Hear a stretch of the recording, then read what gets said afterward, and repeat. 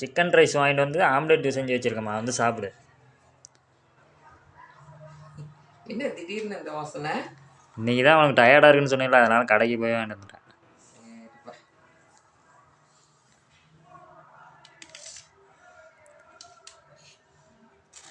நீயே செஞ்சியா இன்னைக்கு? ஆம்லேட் மட்டும் நானே செஞ்சது, சிக்கன் ரைஸ் கடையில் வாங்கிட்டு வந்தது. சரிப்பா.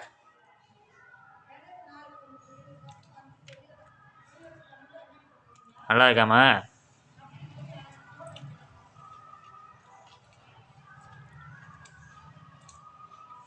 ரொம்ப நல்லா இருக்குடா. நீ முட்டை ஆம்லேட் செஞ்சது ரொம்ப நல்லா இருக்கு. சரி.